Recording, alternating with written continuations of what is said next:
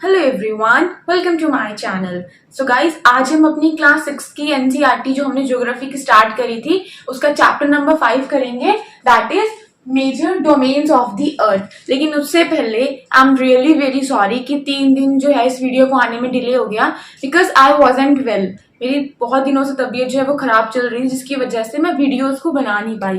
Okay, but I will try my best कि future में ऐसा कुछ भी ना हो और आप लोगों की कंटिन्यूटी जो है ना वो बीच में ऐसे बिगड़े ना, मेरी वजह से स्पेशली, कि मैं वीडियो नहीं बना पाई और आप लोगों तक पहुंच नहीं पाई और आप लोगों की कंटिन्यूटी जो थी वो बिगड़ गई थी। आई am really very sorry for that. But आगे से मैं ट्राई करूंगी ना कि मैं एडवांस में ही वीडियोस बना लूं, अगर इनकेस ऐसा कुछ होता है ना तो आप लोगों को कोई प्रॉब्लम ना आए। एंड वन मोर थिंग, जैसे कि आप में से किसी ने कहा था कि मुझे एथिक्स को भी स्टार्ट करना चाहिए। So do not worry at all, I will start with the ethics. एक बार ना एनसीईआरटीज हो जाए थोड़ी सी, स्पेशली ज्योग्राफी की 6, 7, 8 या 3 हो जाए ना, तो आप लोगों का इस पे थोड़ा होल्ड बन जाएगा ज्योग्राफी पे। तो फिर हम स्टार्ट करेंगे एथिक्स का, क्योंकि उसमें ये होता है ना कि अगर आपने एक बार कॉन्सेप्ट को समझ लिया, उसके बाद आप उसको अपनी सिचुएशन के हिसाब से, मतलब अपने कुछ एग्जाम्पल के हिसाब से और क्वेश्चन की डिमांड के हिसाब से आराम से आप एथिक्स की ना जो कॉन्सेप्चुअल क्वेश्चंस होते हैं और जो केस स्टडीज होती हैं आप उनको आराम से सॉल्व कर सकते हो। तो नॉट ओनली एथिक्स, हम और भी सब्जेक्ट्स को एक्सप्लोर करेंगे। बट अभी ये है ना कि अभी धीरे धीरे करके हम आगे बढ़ेंगे, क्योंकि आप लोगों को एक मेरा जो वे ऑफ टीचिंग है वो समझ में आने लगेगा। और कुछ आपको प्रॉब्लम लगेगी तो आप मुझे बोल सकते हो, तो मैं वहां पे इम्प्रूवमेंट करूंगी। तो जैसे जैसे हम अपनी इस जर्नी में आगे बढ़ते जाएंगे, हम और भी सब्जेक्ट्स को ना एक्सप्लोर करते जाएंगे। सो ओके, सो आप में से किसी को भी टेंशन नहीं लेनी है कि हम सिर्फ ज्योग्राफी करते रहेंगे, ऐसा कुछ भी नहीं है।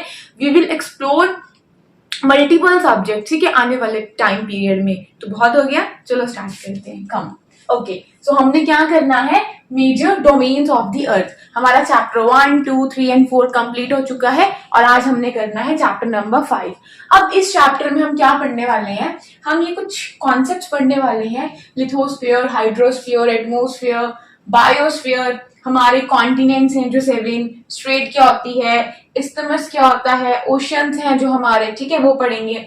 और ये मैंने इसलिए बना लिया है ताकि आपको ना एक, कहते हैं ना, दिमाग में एक पिक्चर छप जाए, ताकि आप भूलो ना, क्योंकि फैक्ट्स तो हम भूल जाते हैं। लेकिन जब हमने एक इमेज से या कुछ वीडियो वगैरह से करा होता है ना, एनिमेटेड वीडियो से, तो हमारे दिमाग में वो चीज ना मतलब बहुत टाइम तक, लंबे समय तक ना छप जाती है।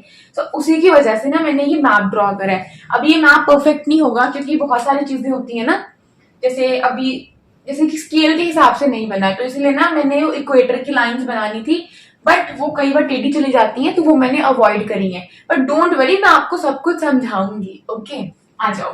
तो देखो, सबसे पहले मैं आपको बताती हूँ कि हमने जब अपना चैप्टर नंबर 1 करा था, हमने वहां पे सोलार सिस्टम पढ़ा था ना, और उसमें से हमने एक प्लैनेट पढ़ा था अर्थ, जिसमें इस वक्त मतलब हम लोग हैं, अर्थ पढ़ा था। और जितने भी हमारे प्लैनेट्स हैं ना सोलार सिस्टम के अंदर, उनमें से एकमात्र मतलब ओनली अर्थ एक ऐसा प्लैनेट है जिसपे लाइफ पॉसिबल है। ऐसा क्यों? क्योंकि अर्थ पे 3 चीजें हैं जो बहुत इंपॉर्टेंट है, दैट इज लैंड, ठीक है, एयर एंड वाटर। ये 3 चीजें अर्थ में आपस में ना क्या करती हैं, ओवरलैप करती हैं, ठीक है। इनकी वजह से अर्थ में क्या है, लाइफ पॉसिबल है, ठीक है। अर्थ एक बहुत कॉम्प्लेक्स जोन है और वो 3 कंपोनेंट से मिलकर बना है। कौन से 3 कंपोनेंट से मिलकर बना है?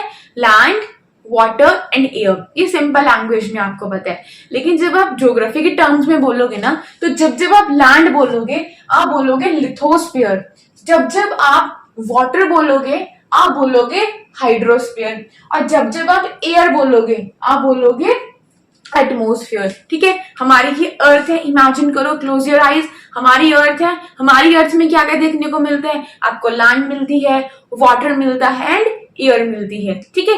और इन तीनों की वजह से ही, क्योंकि ये तीनों चीजें हमारी अर्थ में एग्जिस्ट करती हैं एंड ओवरलैप करती हैं, इन तीनों की वजह से हमारा अर्थ एक ऐसा प्लैनेट है जिसपे क्या पॉसिबल है, लाइफ पॉसिबल है, ठीक है। ये ग्रीक लैंग्वेज के वर्ड से बना है, जैसे लिथोस का मतलब होता है आपका स्टोन, एटमो का मतलब होता है आपका वेपर एंड हाइड्रो का मतलब होता है आपका वाटर, ठीक है। अब देखो, जितना भी हमारी अर्थ में जो लैंड है ना, लैंड है जो ये वाला, ऐसे ना लेके हम ना ऐसे चलते हैं, मान लो ये अपनी अर्थ है, ठीक है। अपनी अर्थ में जो लैंड वाला हिस्सा होगा, ठीक है। जो लैंड वाला हिस्सा होगा मतलब कि जो अर्थ है, जो अर्थ की क्रस्ट है ना वो रॉकी रॉकी होती है और उसपे सॉइल भी होती है न्यूट्रिएंट से भरी हुई। तो जो ये वाला हिस्सा है, दोबारा बोल रही हूँ, जो हार्ड रॉक्स, ठीक है, ये वाला हिस्सा है सॉइल वाला, वो हिस्सा क्या कहलाता है, लैंड वाला, लिथोस्फीयर। और सिमिलरली हमारी अर्थ में ना वाटर भी है, किसकी फॉर्म में, कुछ ओशंस है, सीज है, लेक्स है, ठीक है, रिवर्स है। तो इनके फॉर्म में हमारी अर्थ पे जो पानी है, उस पानी वाले एरिया को हम बोलेंगे हाइड्रोस्फीयर। क्या बोलेंगे, हाइड्रोस्फीयर, ठीक है, समझ में आ गया। लिथोस्फीयर क्या होता है, लैंड वाला हिस्सा, जो अर्थ की जो एक क्रस्ट है ना, अभी हम डीप नहीं जा रहे, हम सिर्फ अर्थ का ऊपर का लेयर लेके चल रहे हैं। ऐसे देखो ना, अगर ये मेरी अर्थ है, अगर मैं इसको ऐसे आपको क्रॉस सेक्शनल व्यू में दिखाऊं तो ऐसे बनेगी, ये बनेगी ना, कैसे कि डीप जाओगे तो अर्थ के नीचे जा रहे हो। हमने ये वाली चीज ली अर्थ की, ये वाली, इसको हमने ना क्रॉस सेक्शनली कट कर लिया, यहाँ पे ले लिया, रुको अच्छे से बनाते हैं, ये बना लिया। तो ये वाला हिस्सा जो क्रस्ट है अर्थ की, ठीक है, जहां पे न्यूट्रिएंट वाली सॉइल है, रॉक्स हैं, वो वाला हिस्सा आपका क्या कहलाता है, लिथोस्फीयर। और उसी अर्थ में जो आपका पानी वाला हिस्सा है वो हाइड्रोस्फीयर। इतना आपको समझ में आ गया। आप कंफ्यूज कहां पे होने वाले हो, जहां पे एयर आएगी। अब एयर कहां पे है, तो जो हमारी अर्थ है ना उसके ऊपर एक ब्लैंकेट है गैसेस का, यू यू करके, जैसे हम ब्लैंकेट ले लेना, जैसे मैं एक अर्थ हूं और अपने ऊपर एक ब्लैंकेट ले लूं, तो जो वो ब्लैंकेट है ना गैसेस का ना, उसको बोलते हैं हम लोग एटमोस्फेयर। क्या बोलते हैं, एटमोस्फेयर। अगर ये मेरी अर्थ है, अर्थ का क्रस्ट वाला हिस्सा, लैंड वाला रॉकी हिस्सा लिथोस्फेयर, उसका वाटरी सरफेस क्या हो गया, हाइड्रोस्फीयर, एंड उसके ऊपर जो गैसेस का जो ब्लैंकेट है ना, उसको हम लोग क्या बोलेंगे, एटमोस्फेयर। समझ में आ गया, ठीक है। इसको मिटा देते हैं क्योंकि ना मैप आपको फिर समझ में नहीं आएगा, ये जो मैंने बनाया हुआ है, आ गया ना समझ में, ठीक है। तो देखो जो मैंने ये ब्लैक मार्कर से बनाया है, ये आपका दिखा रहा है लैंड वाले हिस्से को अर्थ के, और जो मैंने रेड मार्कर से बनाया है ये दिखा रहा है ये आपका एटमोस्फियर जो हमारी अर्थ पे है। एंड जो मैंने ये ब्लू में बनाया है ये है आपका वाटरी सरफेस अर्थ का, जिसको हाइड्रोस्फीयर बोलते हैं। जहां पे ये तीनों मिलते हैं ना, देखो अगर ये मेरा लैंड है, ठीक है, एंड ये मेरा एयर है और ये मेरा वाटर है, ये तीनों ना देखो इस पॉइंट पे आके, ये वाला पॉइंट यहाँ आके मैच कर रहा है। ये देखो, ऐसे देखो, ऐसे ना दिखा के मैं आपको अगर ऐसे दिखाऊं, ये देखो, ये जहां तीनों बन ही नहीं रहा, देखो जहां तीनों मैच कर रहे हैं ना, ये जहां तीनों इंटरकनेक्ट कर रहे हैं, दूसरे से मिल रहे हैं, कंबाइंड हो रहे हैं, वहां पे लाइफ पॉसिबल हो जाती है। और उसी चीज को, उसी एरिया को हम लोग क्या बोलते हैं, बायोस्फीयर। देखो लैंड आ रहा है यहीं पे, यहाँ पे एटमोस्फेयर भी हो रहा है, यहाँ पे हाइड्रोस्फीयर भी, यहाँ पे ये तीनों ना ऐसे ऐसे एक इधर से लगा लो, तीनों क्या कर रहे हैं, कंबाइन हो रहे हैं, ज्वाइन कर रहे हैं, ठीक है। जहां पे लिथोस्फीयर, एटमोस्फीयर, हाइड्रोस्फीयर तीनों कंबाइन होते हैं, ज्वाइन होते हैं, उस वाले एरिया में क्या पॉसिबल होती है, आपकी लाइफ पॉसिबल होती है। अगर आप यही बोलो कि भाई लैंड लैंड है, सिर्फ लिथोस्फीयर है, लाइफ पॉसिबल है नहीं है। सिर्फ आपका पानी ही पानी है चारों तरफ, लाइफ पॉसिबल है नहीं है। सिर्फ आपकी एयर ही एयर है, लाइफ पॉसिबल है नहीं है। जब ये तीनों पॉसिबल होंगी, तीनों एक साथ एग्जिस्ट करेंगे, जहां पे ये कंबाइन करेंगी, ठीक है, कनेक्ट होंगे दूसरे से आके, वहां पे लाइफ पॉसिबल होगी। इसलिए इसको बोलते हैं बायोस्फीयर। बायो मतलब लाइफ एंड स्फीयर मतलब एरिया। लिथोस्फीयर मतलब लैंड वाला एरिया, हाइड्रोस्फीयर मतलब वाटर वाला एरिया, एटमोस्फीयर मतलब एयर वाला एरिया। लेकिन जहां पे ये तीनों एरिया आके कंबाइन हो जाएं, ठीक है, एक दूसरे से जुड़ जाएं, वहां पे आपका बन जाता है बायोस्फीयर, मतलब जहां पे एक्चुअली में लाइफ पॉसिबल है। समझ में आया, ठीक है। अब हम क्या करने वाले हैं इस चैप्टर में, आपकी बुक में भी इसी वे में मेंशन है कि पहले उन्होंने लिथोस्फीयर को पूरा करा दिया, पूरा आपको फैक्ट्स वगैरह उसके बता दिए जो उसके अंडर आता है, then atmosphere and then hydrosphere. तो हम भी वैसे ही करेंगे। फिलहाल हम स्टार्ट करने वाले हैं लिथोस्फीयर में, मतलब उसके अंदर हम लोग क्या करेंगे, जो जो फैक्ट्स आएंगे उनको देखते जाएंगे, ठीक है। अब मैंने आपको बताया था लिथोस्फीयर क्या होता है, अभी बता के हटी हूँ, लैंड वाला एरिया। लिथो मतलब स्टोन एंड स्फीयर मतलब व्हाट, एरिया। वेरी गुड, ठीक है। तो वो वाला हम एरिया पढ़ेंगे। अब लैंड वाले एरिया में आपको पता है क्या आ सकता है, सारे कॉन्टिनेंट्स आ सकते हैं। क्या आ सकते हैं, हमारे सारे कॉन्टिनेंट्स। देखो जो हमारी अर्थ है ना, यहीं पे स्पेस है, यहीं पे बनाते हैं। डोंट वरी, मैं ना बोर्ड को थोड़ा चेंज करूंगी क्योंकि यहाँ पे बहुत सारी चीजें ना मेंशन नहीं हो पाती हैं, तो मुझे वर्बली बोलनी पड़ती हैं। और कई बार ऐसा हो सकता है कि आप बोर्ड से अगर नोट्स बना रहे हो तो आप स्किप कर जाओ, या बहुत सारे डायग्राम्स नहीं बना पाती हूँ कई बार ना, तो don't worry, I will try कि मैं थोड़ा बोर्ड ना बड़ा ले लूं ताकि आपको इजिली और अच्छे से समझ में आ जाए। ठीक है, आ जाओ। देखो अगर यही बना देते हैं, कोई ना, अगर ये मेरी अर्थ है ना, तो मेरी अर्थ में ना दो डिविजन लेके चलते हैं। एक डिवीजन में मेरी अर्थ में आते हैं कॉन्टिनेंट, क्या आते हैं, ऐसे कर लेते हैं फिलहाल के लिए, खुद के कन्वीनियंस के लिए। तो एक डिवीजन मैंने कर ली कि सारे क्या आते हैं, कॉन्टिनेंट्स। मतलब जो मेरी अर्थ का लार्ज लैंड मास होगा ना, उसको मैं बोलूंगी कॉन्टिनेंट्स। और जो मेरी अर्थ की वाटर बॉडीज होंगी ह्यूज, ठीक है, उनको हम लोग बोलेंगे ओशन बेसिन्स। क्या बोलेंगे, ओशन बेसिन्स। तो हमारी अर्थ की कौन सी दो डिविजन्स है, ये हम लोग लिथोस्फीयर के अंदर ही पढ़ रहे हैं फिलहाल के लिए। ठीक है, उसमें हम कॉन्टिनेंट्स पढ़ेंगे। ये वाला सेक्शन अपना हाइड्रोस्फीयर में जाएगा, बट फिलहाल के लिए मैं आपको क्या बता रही हूँ कि जो हमारी अर्थ होती है ना, उसकी दो डिविजन्स होती हैं। कौन सी दो डिविजन्स होती हैं, एक होता है लैंड मास वाला एरिया, ठीक है, जहां पे लैंड होती है, वो आपके कॉन्टिनेंट्स में आ जाता है। और एक होता है आपकी वाटर बॉडीज होती हैं जो आपकी, ठीक है, वो आ जाती हैं आपकी ओशंस में, ओशन बेसिन्स होगी आपकी। ठीक है, समझ में आया। तो हमारी अर्थ की कितनी डिविजन्स होती हैं, हमने अपनी अर्थ की दो डिविजन्स कर ली, एक हमने लैंड मास वाला एरिया कर लिया और एक हमने ओशन वाटर बॉडीज वाला एरिया कर लिया। ओके, तो हमने दो हिस्से करे थे। जो ये वाला है, ये कौन सा है, ये आपके ओशंस हैं, जो मैंने अभी ब्लू मार्कर में लिखी है। ये आपका आरटी क्वेश्चन है, यहाँ पे रब हो गया ये।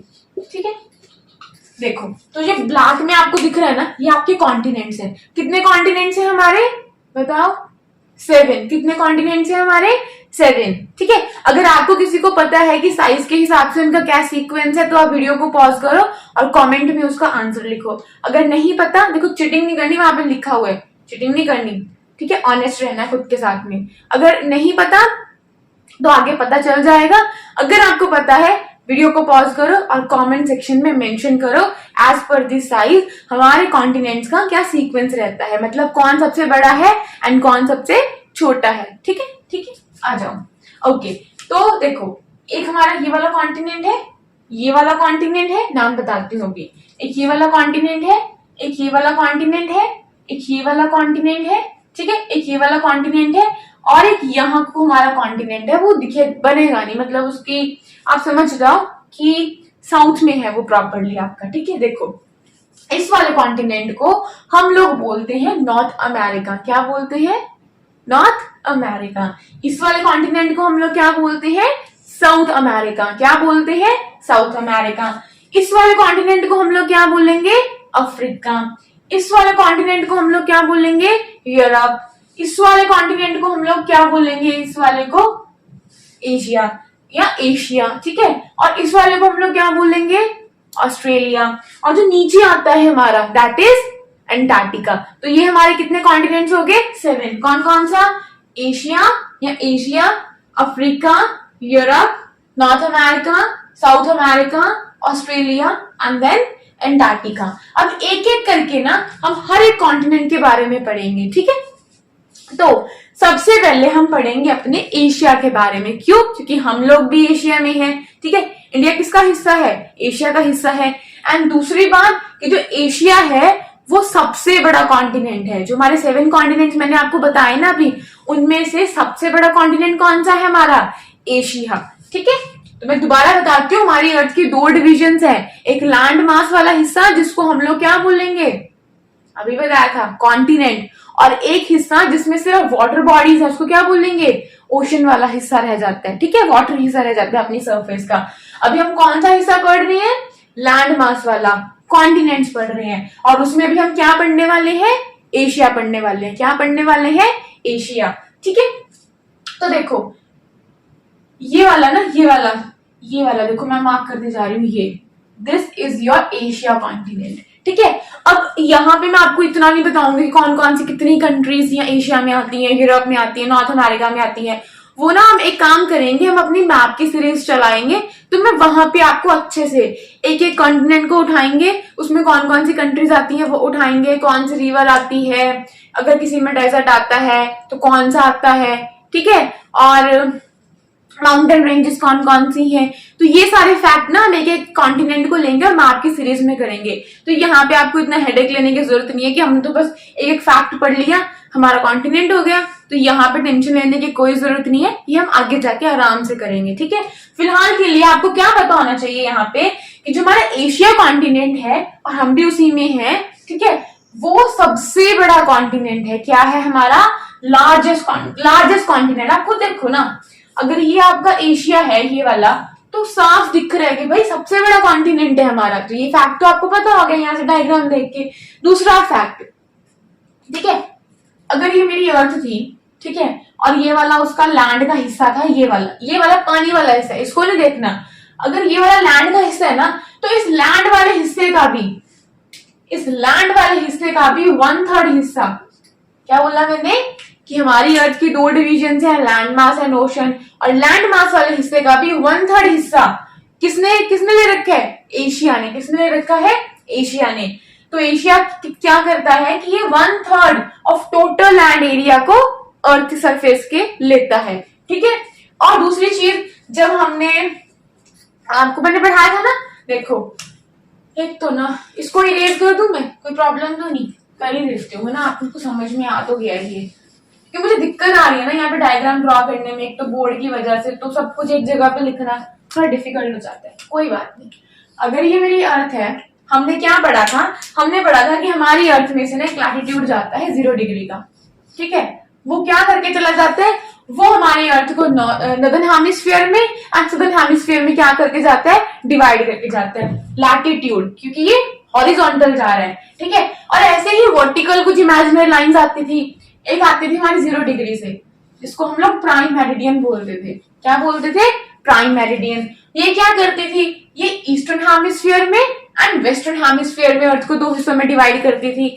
और देखो, आपको बता देती हूँ, ध्यान से देखना, क्योंकि यहाँ पे मैं लाइन नहीं ड्रॉ कर सकती, आप कंफ्यूज हो जाओगे, सारा मैप खराब हो जाएगा। तो मेरे जो मैं ये कर रही हूँ ना, हाथ से लोकेट कर रही हूँ, तो आप इसको ध्यान से देखना। देखो तकरीबन यहाँ से ना, यहाँ से ऐसे करके आपका इक्वेटर गुजरता है। क्या गुजरता है? इक्वेटर। इक्वेटर का मतलब 0 डिग्री लैटिट्यूड। क्या जाता है आपका? 0 डिग्री लैटिट्यूड। अगर आपका यहां से इक्वेटर गुजर रहा है, तो ध्यान से देखो, अगर ये ऊपर भी देखो नीचे भी देखो, अगर 0 डिग्री ये है तो ऊपर वाला क्या था आपका? नदन। नीचे वाला क्या था? Southern hemisphere. तो अगर मेरा यहां से इक्वेटर गुजर गया, तो वो क्या कर गया? इसको कर गया नदर्न हेमिस्फीयर और इसको कर गया सदर्न हेमिस्फीयर। यहां से आपको एक और फैक्ट पता चलता है कि जो हमारी अर्थ का मैक्सिमम लैंड मास है ना, वो कहां पे एग्जिस्ट करता है? वो नदर्न हेमिस्फीयर में एग्जिस्ट करता है। खुद देखो ना, अगर ये मेरा इक्वेटर जा रहा है, यहां से ये मेरा इक्वेटर जा रहा है, देखो, तो ज्यादातर एरिया, ज्यादातर लैंड मास किस वाले सेक्शन में आ रहा है? नदर्न हेमिस्फीयर में आ रहा है, ठीक है। और बाकी सदर्न हेमिस्फीयर में हमारा लैंड मास क्या आता है? कम आता है। ओके, तो ये फैक्ट आपको समझ में आ गया। अगर भाई मेरा यहां से 0 डिग्री लैटिट्यूड गुजर रहा है, तो उसके बाद मेरा एक और लैटिट्यूड होता था, जिसको मैं बोलती थी 23.5 degree south, Tropic of Capricorn. वो कुछ यहां से गुजरेगा आपका, यहां से, ठीक है, समझ में आ गया। और एक और लैटिट्यूड होता था मेरा, जिसको हम लोग बोलते थे 23.5 degree north, Tropic of Cancer. वो कुछ आपका यहां से गुजरेगा, देखो यहां से। जब वो जाएगा ना, वो जाता जाता क्या करेगा, मैंने आपको बताया था, वो हमारे इंडिया को 2 इक्वल पार्ट में क्या कर जाएगा? डिवाइड कर जाएगा। क्या कर जाएगा? डिवाइड कर जाएगा। समझ में आया? ये तो गया आपका इक्वेटर, ठीक है, ये गया आपका ट्रॉपिक ऑफ कैप्रिकॉर्न और ये गया आपका ट्रॉपिक ऑफ कैंसर। तो एशिया कौन सी साइड में आ रहा है? ईस्टर्न में। देखो, अगर भाई ये मेरी गुजरेगी और यहां से मेरी प्राइम मेरिडियन आ रही है, देखो यहां से आएगी, आ रही है ना, ऐसे करके, ऐसे देखो ध्यान से, ये आपकी ग्रीनविच से लंदन से होती हुई आ रही है, ये आपकी अगर प्राइम मेरिडियन आ रही है, तो मुझे खुद बताओ, ये प्राइम मेरिडियन आ रही है, तो एशिया कौन सी साइड में आ रहा है? वो आपका ईस्टर्न हेमिस्फीयर में आ रहा है। एंड नदर हेमिस्फीयर में भी आ रहा है। समझ में आ गया? क्योंकि भाई आपकी यहीं से निकल गई वो क्या 0 डिग्री लैटिट्यूड। यस, समझ में आ गया इतना। और दूसरा फैक्ट आपको क्या याद रखना है कि हमारे एशिया को यूरोप से कौन अलग करता है? वैसे दिखने में तो एक ही लग रहा है ये, बट जो ये वाला साइड है ना, ये आपका यूरोप है, ठीक है, यूरोप कॉन्टिनेंट है आपका। तो हमारे एशिया को यूरोप से कौन डिवाइड करता है? अगर ये मेरा एशिया है एंड ये मेरा यूरोप है, फिलहाल के लिए आपको जुड़े हुए लग रहे हैं, है ना, बट इनको डिवाइड असल में कौन करता है? इनको डिवाइड करते हैं Ural mountains, Caucasus mountain, Caspian Sea and Black Sea. समझ में आया? अगर आपको पेपर में क्वेश्चन आया कि भाई कौन से माउंटेन्स जो है वो एशिया को यूरोप से अलग करते हैं, डिवाइड करते हैं और सेपरेट करते हैं, एक तो यूराल माउंटेन, अगर लोकेशन नहीं पता तो देखो यहां को पढ़ते हैं, ठीक है, कॉस्कस माउंटेन्स, ये है आपकी कैस्पियन सी, ये है आपकी कौन सी ब्लैक सी। तो ये दो वाटर बॉडीज भी क्या करती हैं? आपके एशिया को आपके यूरोप से क्या करती हैं? डिवाइड करती हैं। ठीक, इतना समझ में आया? ओके, तो हमने एशिया के बारे में कौन कौन सा फैक्ट पढ़ा कि एक तो ये लार्जेस्ट है, दूसरा क्या है यहाँ पे ये 1/3 एरिया हमारे टोटल लैंड मास का जो है वो लेता है। एंड हमने क्या पढ़ा? ये ईस्टर्न साइड में। क्यों ईस्टर्न साइड में?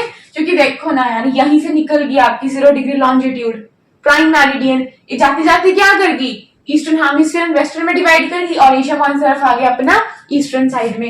एक और फैक्ट कि एशिया से इन तीनों में से आपकी कौन सी गुजरती है? Tropic of Cancer. अगर पेपर में क्वेश्चन आया कि कौन सा लैटिट्यूड आपका एशिया को पास करता है और तीन ऑप्शंस आ गए, equator, Tropic of Capricorn and Tropic of Cancer, तो कौन सा करता है? Tropic of Cancer. इस चीज को आपको ध्यान रखना है, आपको कंफ्यूज करेंगे वो Tropic of Cancer equator and Capricorn के बीच में, क्योंकि आर्टिक सर्कल में तो कर नहीं सकते, एंटार्क्टिक सर्कल में भी नहीं कर सकते, तो यहाँ पे आपको कंफ्यूज नहीं होना। आपको इतना याद रखना है कि एशिया से सिर्फ आपकी ट्रॉपिक ऑफ कैंसर जो है वो पास करती है। सो कंफ्यूजन का कोई आपको यहाँ पे रखना ही नहीं है कुछ भी। समझ में आ गया? गुड। ओके, आ जाओ यूरोप पढ़ते हैं। तो यूरोप का क्या है? देखो, ये एशिया के वेस्ट में है। आपको सोचो, अगर ये मेरा एशिया है ना, दिस इज माई एशिया, तो इसके वेस्ट में क्या पड़ रहा है? आपका यूरोप पड़ रहा है। क्या पड़ रहा है? यूरोप। और यूरोप से कौन सा पास होता है? Arctic circle. क्या पास होता है? आर्टिक सर्कल वाला लैटिट्यूड यहां से पास होता है, मतलब 66.5 डिग्री नॉर्थ वाला लैटिट्यूड कहां से पास होता है? यूरोप से पास होता है। ओके, और ये तीन साइड से क्या है? ये वाटर से बाउंड हो रखा है, मतलब तीन तरफ से ये पानी से क्या हो रखा है? घिरा हुआ है। ठीक है, देखो यूरोप के ऊपर को पड़ता है आर्टिक ओशन, ठीक है, इधर को पड़ गया इसके अटलांटिक ओशन, और इस तरफ को, अच्छा ये तो आपका एशिया आ गया, एशिया का पैसिफिक ओशन पड़ रहा है यहाँ पे, ठीक है, और एशिया को इंडियन ओशन भी लग रहा है। समझ में आ गया? गुड। ठीक है, तो यूरोप के बारे में ये कुछ फैक्ट्स आपको समझ में आ गए। क्या पढ़ा हमने कि यूरोप को और एशिया को डिवाइड करने वाले कौन कौन सी रेंजेस है? एक तो यूराल माउंटेन्स है, एक कॉस्कस माउंटेन है, और वाटर बॉडीज कौन कौन सी है? कैस्पियन सी एंड आपकी ब्लैक सी। और एक वर्ड होता है यूरेशिया। क्या होता है? यूरेशिया। यूरेशिया, यूरेशिया का मतलब यूरोप प्लस एशिया। इस पूरे को हम लोग क्या बोलेंगे? यूरोप और एशिया को मिला के यूरेशिया। ठीक है, इतना समझ में आ गया? गुड। अब हम ये वाले कॉन्टिनेंट के बारे में पढ़ेंगे जिसका नाम है अफ्रीका, और ये हमारा सेकंड लार्जेस्ट है। अब ध्यान से इसमें आपको देखो, साफ दिख रहा है कि सबसे बड़ा तो एशिया है और उसके बाद कौन आता है? अपना अफ्रीका। ठीक है, तो अफ्रीका क्या है? हमारा सेकंड लार्जेस्ट कॉन्टिनेंट है। समझ में आया?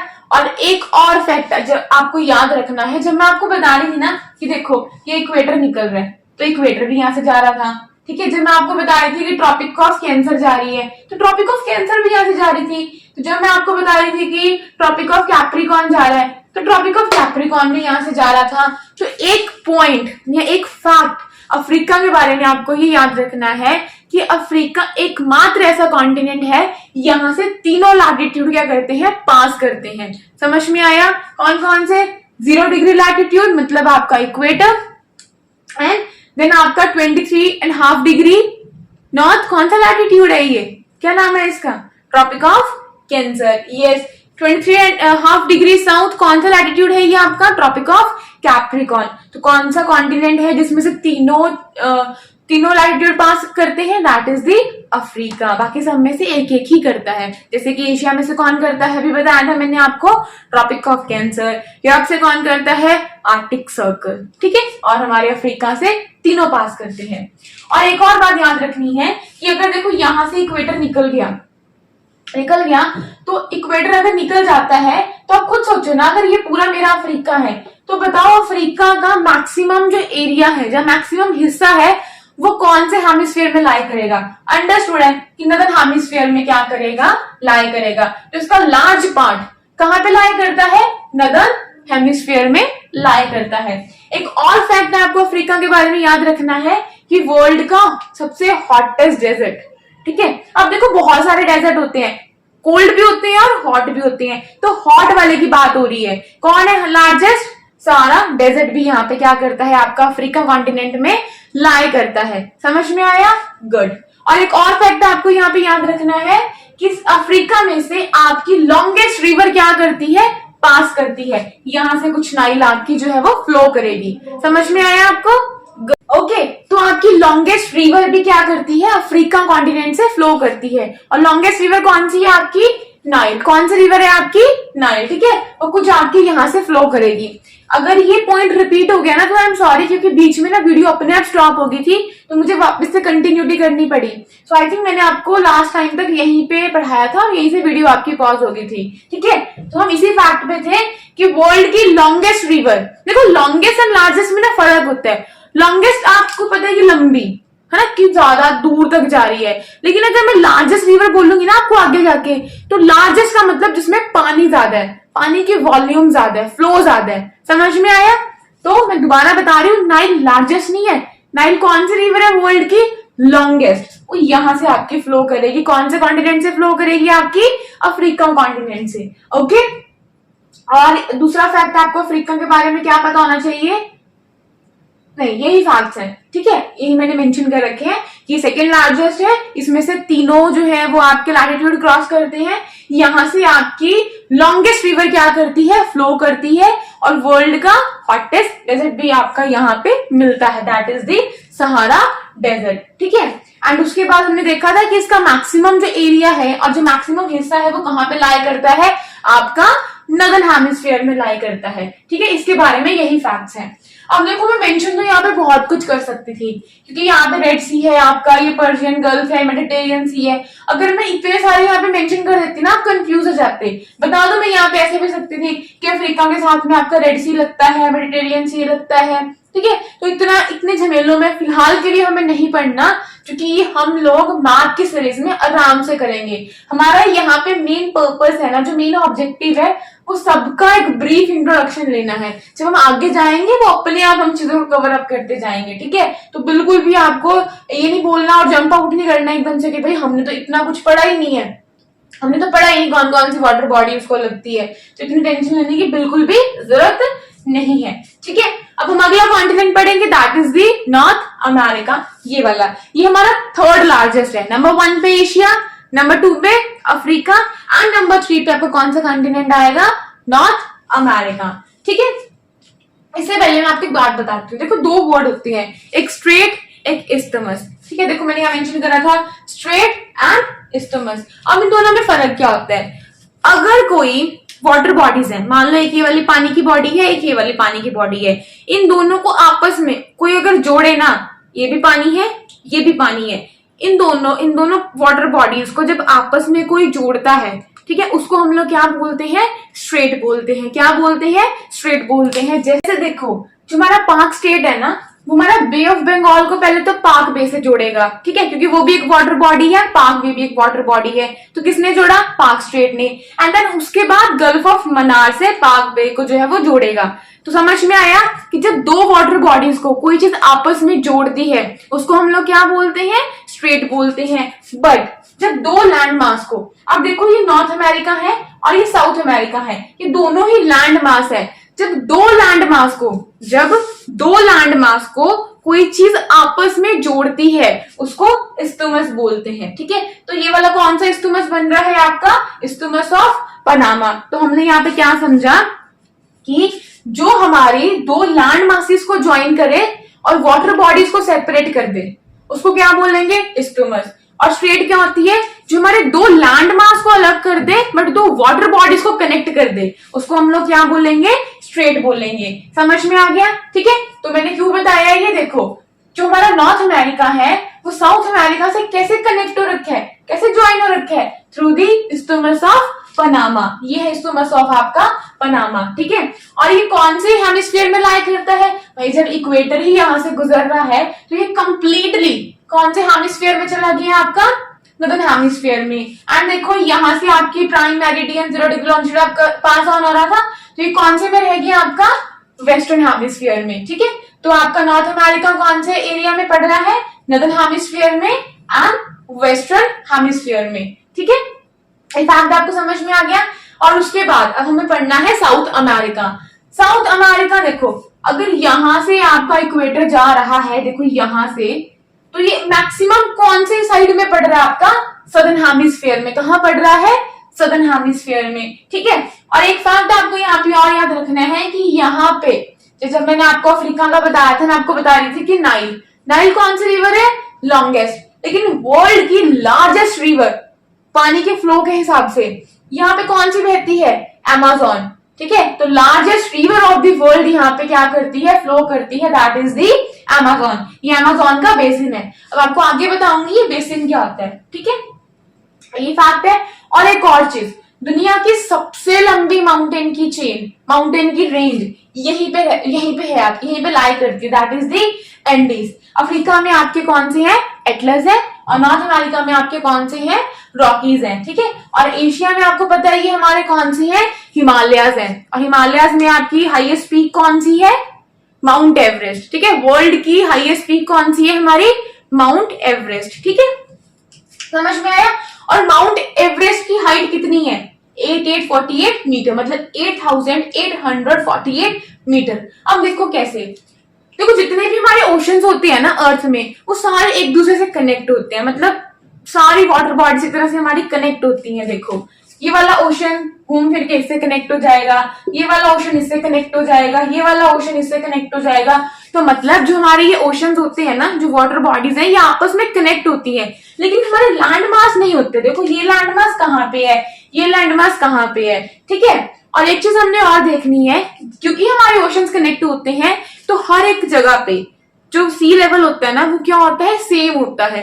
देखो यहाँ पे भी इसका इतना ही सी लेवल होगा, यहाँ पे भी इसका इतना ही सी लेवल होगा। ठीक है, तो हम क्या करते हैं, जब हमें किसी लैंड मास की हाइट नापनी होती है, मतलब उसकी एलिवेशन मापनी होती है ना, हम सी लेवल से मापते हैं। ठीक है, सी लेवल से मेजर करते हैं और हम मान के चलते हैं कि हर जगह पे सी लेवल कितना है? 0। मान लो इसके मैंने माउंट एवरेस्ट की वो करी, तो मैंने कहा कि जो सी लेवल है ना जब फिलहाल 0 है, जब मैं इसके ऊपर जाती जाऊंगी तो मैंने देखा कि 8848 मीटर में मेरा ऊपर चला गया highest peak, that is the mount Everest. तो मैंने क्या करा, सी लेवल को माना, एक कॉमन वो माना, ठीक है, मेजरमेंट माना, एक कॉमन पॉइंट माना, जहां से मैंने मापना स्टार्ट करा। तो मैंने जब देखा कि सबसे ऊपर मैं यहां तक आ रही हूँ ना, और उसको मैंने नाम दे दिया माउंट एवरेस्ट। किसी में तो मैं यहीं पे रुक गई, ठीक है, किसी में मैं यहाँ पे रुक गई, तो वो सेकंड लार्जेस्ट होगी आपकी। ठीक है, तो समझ में आया, जब भी हमें लैंड मास की एलिवेशन को मेजर करना होता है ना, हम सी लेवल को लेते हैं। ठीक है, और हम मान के चलते हैं कि हर जगह पे सी लेवल क्या है, हम उसको 0 लेते हैं, क्योंकि वो हर जगह पे इक्वल है। ठीक है, तो अगर मैंने यहाँ से 0 से स्टार्ट करा तो यहाँ तक कितना हो गया ये, तो मैंने डिसाइड कर लिया कि ओके अब ये मेरी क्या बनेगी, हाईएस्ट पीक बनेगी, क्योंकि और कोई मैच ही नहीं कर पा रहा है इसका लेवल, कोई यहाँ पे स्टॉप हो रहा है, कोई यहाँ पे स्टॉप हो रहा है। समझ में आ गया? तो ये हमने क्या पढ़ा, एशिया में हमारे हिमालय पाए जाते हैं, यहाँ को हिमालय की चेन पाई जाती है, फोल्ड माउंटेन्स हैं ये हमारे। ठीक है, और यहाँ पे वर्ल्ड की हाईएस्ट पीक है कौन सी, माउंट एवरेस्ट। ठीक है, और ये मैंने कैसे उसकी हाइट मेजरमेंट करी, मैंने सी लेवल को लिया। ठीक है, सी लेवल से डिसाइड करा कि अच्छा अगर ये सी लेवल है तो मैं यहां तक गई, तो ये इसका इतना इसका मतलब इसका इतना डिस्टेंस है, तो इसकी इतनी मैंने इसकी वैल्यू दे दी। वो थोड़ा और ऊपर गई तो इतना डिस्टेंस है, तो मैंने वहां पे एक उसको फिगर दे दी, एक वैल्यू दे दी, ठीक है।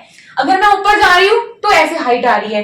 लेकिन आपने एक और पढ़ा होगा या सुना होगा मरीना ट्रेंच के बारे में, जो कि आपकी यहाँ को, ये जापान है आपका, पैसिफिक ओशन में यहाँ पे लाई करती है, ठीक है। ये डीपेस्ट ट्रेंच है।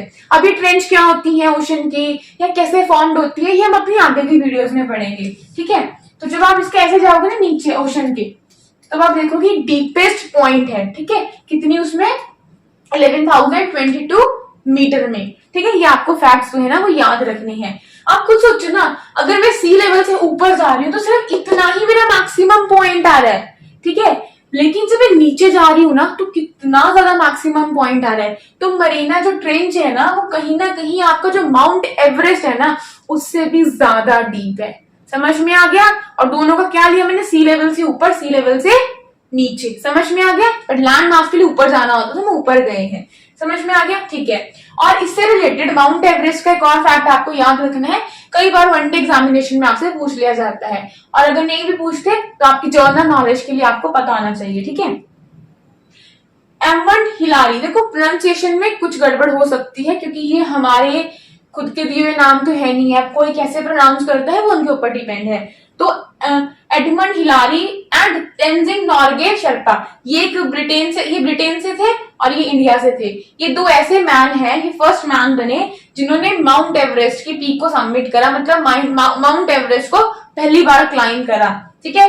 कब करा इन्होंने, 29 मई 1953 में, ठीक है। अब आप मुझसे पूछोगे कि कोई वुमेन भी होगी, कौन है फर्स्ट फीमेल, तो कौन थी, 16 मई को 1975 में एक जापान की वुमेन ने करा, माउंट एवरेस्ट को क्लाइंब करा, उनका नाम था जुंका तबेई। मैं फिर कह रही हूँ प्रोनाउंसिएशन जो है वो वेरी कर सकती है, ठीक है। और अब आप मुझसे पूछोगे इंडियन फीमेल कोई है कोई, तो यस है, जिनका नाम है बचेंद्री पाल, ठीक है। और 23 मई को 1984 में क्या करा बचेंद्री पाल जी ने, इन्होंने भी क्या करा, माउंट एवरेस्ट को क्लाइंब करा था, ठीक है। और ये फर्स्ट इंडियन वुमेन है। और फर्स्ट वुमेन कौन है आपकी, जुंका तबेई, ठीक है। फर्क देखना, वो फर्स्ट वुमेन है और ये फर्स्ट इंडियन वुमेन है, ठीक है। समझ में आ गया, ओके। तो ये फैक्ट भी आपको समझ में आ गया। तो हमने क्या पढ़ा, हमने अपने 6 कॉन्टिनेंट के बारे में पढ़ लिया, ठीक है। हम अंटार्कटिका के बारे में पढ़ेंगे अभी, मुझे सबको रब करके दोबारा से लिखना होगा क्योंकि हमें हाइड्रोस्फीयर भी पढ़ना है, एटमोस्फीयर भी पढ़ना है, ठीक है। तो हमने पढ़ लिया लिथोस्फीयर क्या होता है, ठीक है। तो उसमें हमने ये सब कुछ पढ़ा है कि कॉन्टिनेंट करके। अब थोड़ा ओशंस का यहीं पे देख लो कि हमारे 5 ओशंस हैं, ठीक है। एक अपना पैसिफिक ओशन है, ये 2 बार क्यों आ रहा है, देखो अर्थ गोल है तो ऐसे घूम के ऐसे पूरा आएगा ना, तो एक बार इस तरफ एक बार इस तरफ लिख दिया मैंने। तो ये आपका पैसिफिक ओशन है जो कि आपका लार्जेस्ट ओशन है।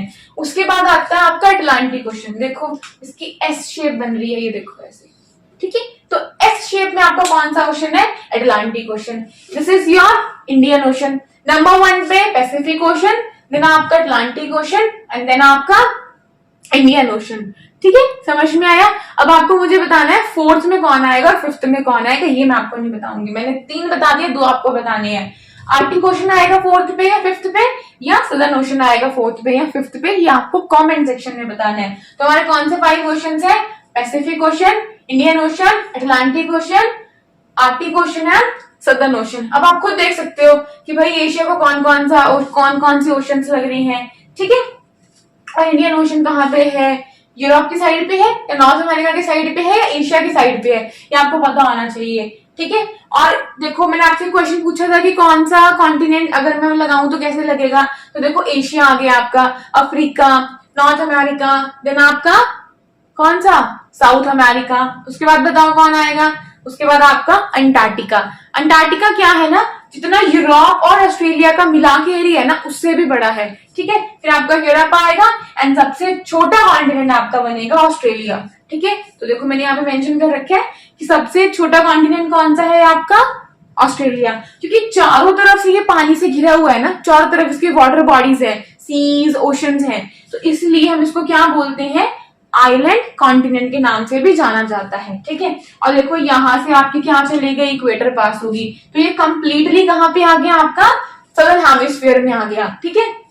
अंटार्कटिका के बारे में हम लोग कुछ फैक्ट्स पढ़ेंगे, ठीक है। उसके बाद हम लोग अपना ये हाइड्रोस्फीयर एंड एटमोस्फीयर के बारे में पढ़ेंगे एंड देन अपना चैप्टर जो है ना वो कंप्लीट हो जाएगा। So okay, just give me 5 minutes, मैं यहाँ पे लिखती हूँ और आपको फिर समझाती हूँ।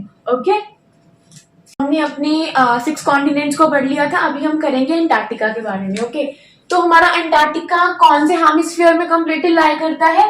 वो हमारे सदर्न हेमिस्फीयर में कंप्लीटली लाई करता है, ठीक है। और एक और फैक्ट है आपके अंटार्कटिका के बारे में कि जो आपका साउथ पोल है ना वो ऑलमोस्ट उसके सेंटर में आता है, ठीक है। और जो आपका अंटार्कटिका कॉन्टिनेंट है ये कंप्लीटली मतलब परमानेंटली आप बोल सकते हो कि ये हर वक्त आपका थिक आइस शीट से क्या रहता है, कवर रहता है। और यहाँ पे कोई भी ह्यूमन की परमानेंट सेटलमेंट नहीं है, ठीक है। No permanent settlement of humans, यहाँ पे उनकी कोई परमानेंट सेटलमेंट नहीं है। हर कंट्री का ना अपना एक रिसर्च स्टेशन होता है, ठीक है, यहाँ पे अंटार्कटिका में। तो वैसे ही हमारे इंडिया का, हमारी कंट्री का भी एक रिसर्च स्टेशन है। दो रिसर्च स्टेशन है, कौन कौन से? एक मैत्री, एक दक्षिण गंगोत्री, ठीक है। अंटार्कटिका के बारे में आपको यही फैक्ट्स रखने थे आज। तो हमारा लिथोस्फीयर कंप्लीट हो चुका है।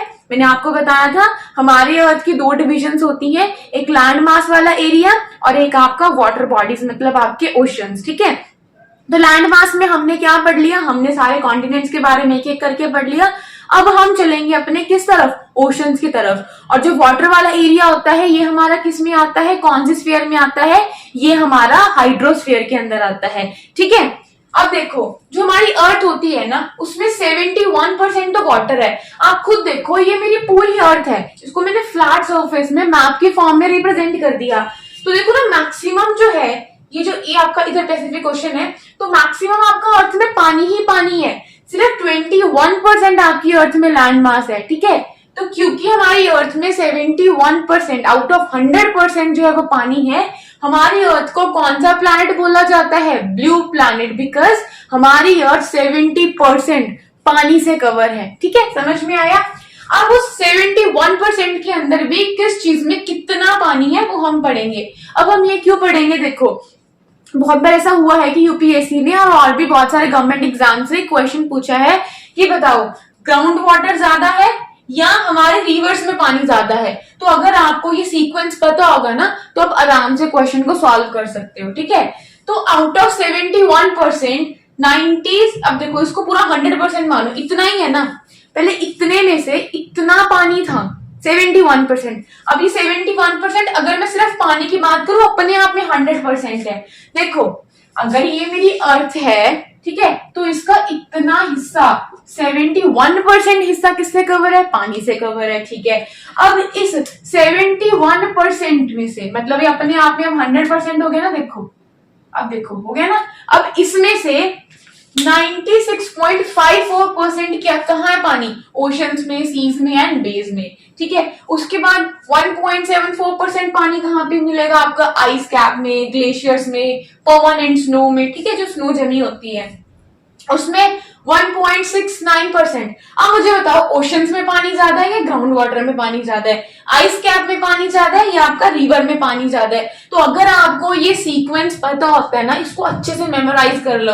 एक काम करो, एक जगह पे लिखो, एक छोटी सी स्लिप बनाओ ऐसे करके, उस पर लिखो और कहीं पे पेस्ट कर दो अपने स्टडी टेबल के आगे, जहां आपकी रोज ना नजर पड़े, ताकि आपके दिमाग में छप जाए कि अच्छा लेक्स में पानी ज्यादा है एटमोस्फियर के मुकाबले, सॉइल मॉइस्चर में पानी ज्यादा है आपका स्वैम्प वाटर के मुकाबले, ठीक है। उसके बाद ग्राउंड वाटर कितना है आपका 71% में से, मतलब अगर ये 100% माने इसको तो 1.69%, और उसमें से भी इतना फ्रेश है और इतना सेलाइन है, ठीक है। देन सॉइल मॉइस्चर में, या आप खुद भी देख सकते हो यहाँ से ग्राउंड आइस एंड परमाफ्रॉस्ट में, देन लेक्स में कितना फ्रेश एंड सेलाइन है, देन एटमोस्फियर में, देन स्वैम्प वाटर में एंड देन रिवर में, ठीक है।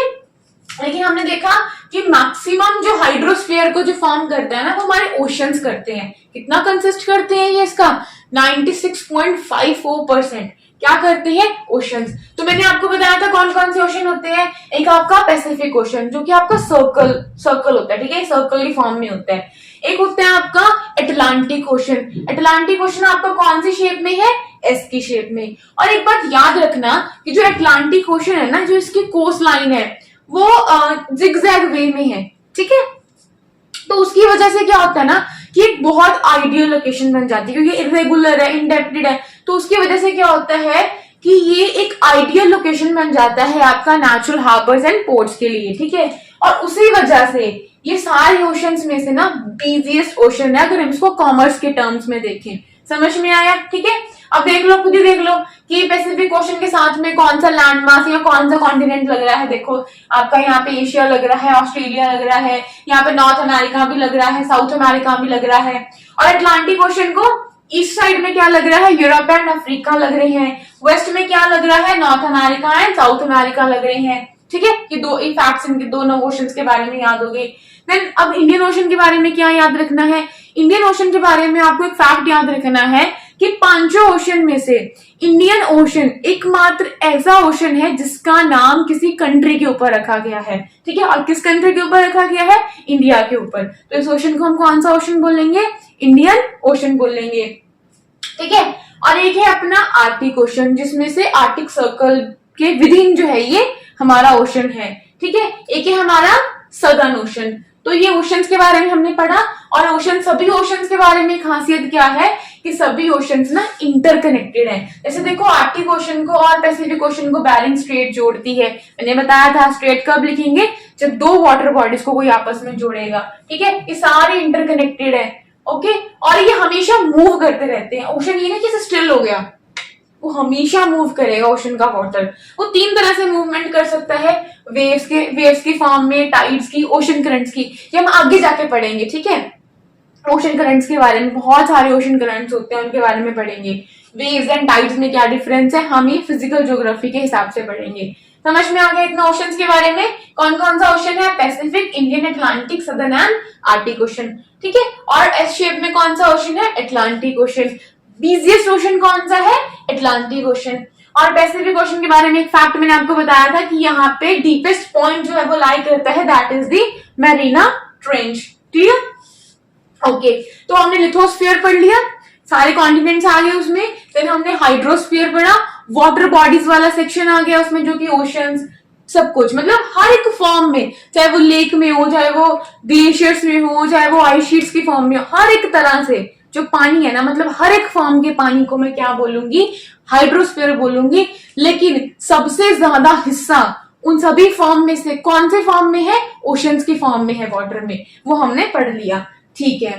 एंड देन हमारा कौन सा रह गया, एटमोस्फेयर, क्योंकि इन तीनों की वजह से ही ना, लिथो, हाइड्रो एंड एटमो, इन तीनों की वजह से अर्थ में लाइफ पॉसिबल है, जो कि बायोस्फीयर को बनाता है। तो हम एटमोस्फेयर पढ़ेंगे।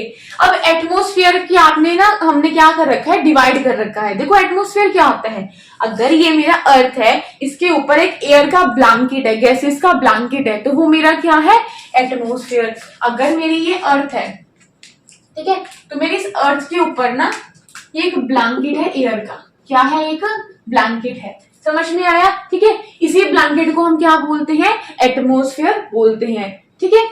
और हाँ, और देखो जो ये एटमोस्फेयर है ना, इसकी ना कुछ लेयर्स हैं ये, ठीक है। तो एक है ट्रोपोस्फेयर, जो कि यहीं को आ जाएगी आपकी, यहीं को, उसके ऊपर जाएंगे थोड़ा।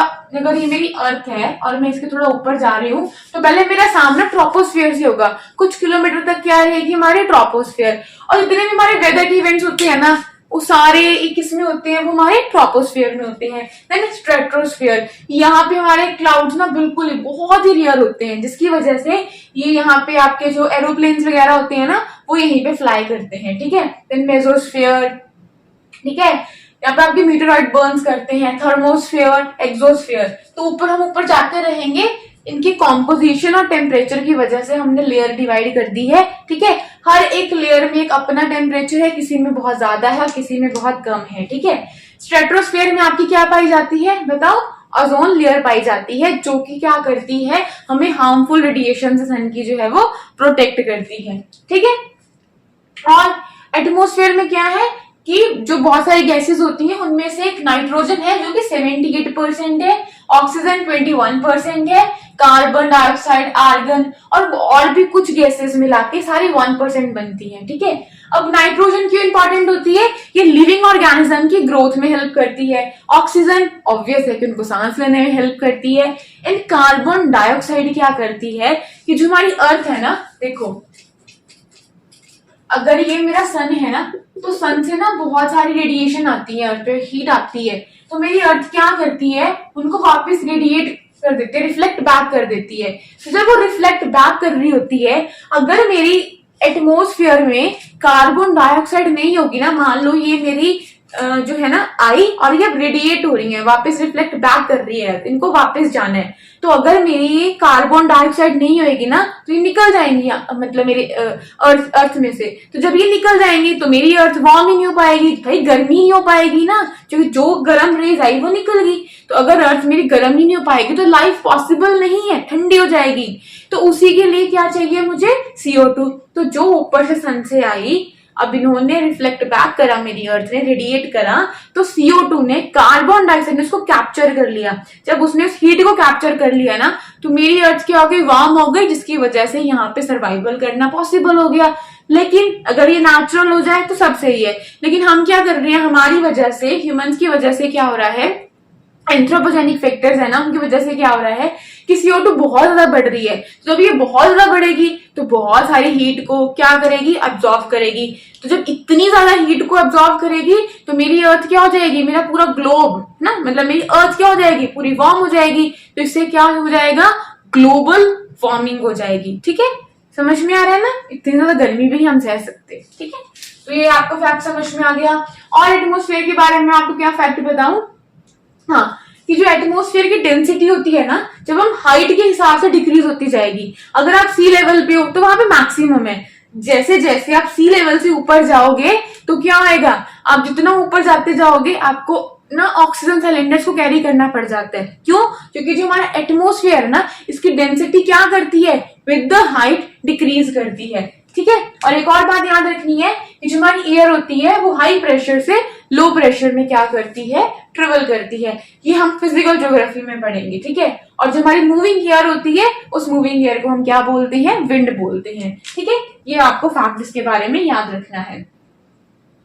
एंड और कुछ नहीं रहा एटमोस्फेयर के बारे में। ठीक है, अब ये तीनों लेयर्स, मतलब या तीनों कॉम्पोनेंट्स, हाइड्रोस्फीयर, लिथोस्फीयर, एटमोस्फीयर, ये तीनों मिलके क्या बनाते हैं, आपका बायोस्फीयर बनाते हैं। ठीक है, क्या बनाते हैं, बायोस्फीयर, क्योंकि लाइफ तभी पॉसिबल हो पा रही है हमारी अर्थ पे, क्योंकि इन तीनों का क्या हो रहा है, कॉम्बिनेशन हो रहा है, तीनों ज्वाइन हो रही है, इंटरकनेक्ट हो रही है। ठीक है, और देखो बायोस्फीयर में क्या होगी, हमारी लाइफ होगी, एक हमारी एनिमल किंगडम बनेगी, एक हमारी प्लांट किंगडम बनेगी, छोटे से माइक्रोब से लेके बैक्टीरिया से लेके बड़े से मैमल तक। ठीक है, सब कुछ कहाँ पे है, बायोस्फीयर में। कहाँ पे है, बायोस्फीयर में, क्योंकि यहाँ पे क्या कर रही है, दोबारा दोबारा बोल रही हूँ, तीनों कंपोनेंट हमारी अर्थ के क्या कर रहे हैं, ज्वाइन कर रहे हैं आपस में, जो कि हमारे सर्वाइवल को यहाँ पे पॉसिबल कर रहे हैं। लेकिन वही ना, हम लोग फॉरेस्ट कटिंग कर रहे हैं, बहुत सारी गैसेस को रिलीज कर रहे हैं, जिसकी वजह से ये सब कुछ, हमारी लाइफ, ठीक है, हमारी लाइफ क्या हो रही है, खतरे में आ रही है। हमारी लाइफ से मतलब है सिर्फ इंसानों की लाइफ नहीं है, हर एक ऑर्गेनिज्म की लाइफ किस में आ रही है, खतरे में आ रही है, डेंजर में आ रही है। हम लोग ग्लोबल वार्मिंग के जो फैक्टर्स है ना, उसमें बहुत ज्यादा कंट्रीब्यूट कर रहे हैं। कुछ तो नेचुरल फैक्टर्स होते हैं, दैट्स नॉर्मल, लेकिन जो एंथ्रोपोजेनिक फैक्टर्स है ना, हमारे द्वारा किए गए कुछ फैक्टर्स है ना, उनकी वजह से हमारी अर्थ बहुत ज्यादा गर्म हो रही है, जिसकी वजह से हमारी लाइफ में क्या आएंगी, दिक्कतें आएंगी, हम लोग सरवाइव नहीं कर पाएंगे और हम लोग एक दिन क्या हो जाएंगे, खत्म हो जाएंगे। ठीक है, समझ में आ गया। इस चैप्टर में यही था आपका, हमने शुरुआत करी थी लिथोस्फीयर से। ठीक है, उसमें हमने कॉन्टिनेंट्स के बारे में पढ़ा, स्ट्रेट के बारे में पढ़ा, इस्टमस के बारे में पढ़ा, और भी हर एक कॉन्टिनेंट के फैक्ट्स के बारे में पढ़ा। देन हमने हाइड्रोस्फीयर करा, मैंने आपको बताया ओशंस का, एंड देन हमने बायोस्फीयर करा। इसी चैप्टर में बस यही है, यही आपकी मेजर डोमेन्स है। ठीक है, lithosphere, hydrosphere, atmosphere, and then इन सबका combination, that is the biosphere. ठीक है, सो आई होप आपको समझ में आया होगा। अगर कुछ नहीं समझ में आया ना, डू नॉट वरी, आप मुझे कमेंट कर सकते हो। एंड वन मोर थिंग, कि जब हमारी अभी 5th चैप्टर पे है, जब हमारी पूरी एनसीईआरटी 6 की खत्म हो जाएगी ना, मैं क्या करूंगी, मैंने ना टेलीग्राम ग्रुप का लिंक शेयर करा था कम्युनिटी पोस्ट में। अगर आपको नहीं मिलता है तो मुझे कमेंट करना, मैं आपको वहां पे शेयर कर दूंगी, आप उसको ज्वाइन करना। क्योंकि मैं क्या करूंगी, इन सबके ना शॉर्ट नोट्स वहां पे डाल दूंगी, PDF क्रिएट करके हर एक चैप्टर के हिसाब से शॉर्ट नोट्स डाल दूंगी। एंड हर एक चैप्टर में से कौन सा पॉसिबल MCQ फॉर्म हो रहा है ना, वो भी I will try to provide you. ठीक है, मैं आपका टेस्ट लूंगी, वहां पे डाल दूंगी, क्योंकि यहाँ पे सब कुछ लिखना पॉसिबल नहीं है। तो अगर आपके पास PDF होगा, मेरे पास PDF होगा, यहाँ से I will read it out और वहां से you can see the PDF and give me the answer. तो आप मेरे टेलीग्राम ग्रुप को ज्वाइन करना, वहां पे आपको सारे नोट्स, सारे MCQs मिलेंगे, ठीक है। मैंने एक ग्रुप क्रिएट करा है, चैनल क्रिएट करा है, चैनल को भी ज्वाइन करना और ग्रुप जो है वो सबके लिए ओपन रहता है। तो वहां पे आपका कोई भी डाउट है, कोई भी क्यूरी है, you people can ask me there, okay. वहां नहीं पूछना। और किसी और सोशल हैंडल को आप लोग यूज करते हो, then I have Instagram also, मैंने उसका भी क्रिएट कर लिया है, एंड देन फेसबुक ऑल्सो। आप किसी भी सोशल मीडिया प्लेटफॉर्म से ना कनेक्ट कर सकते हो अगर आपको कोई डाउट होता है, okay. So that's it for today. So thank you so very much for listening me and watching me. मिलेंगे अब अपनी हम नई वीडियो के साथ में. So stay tuned with me.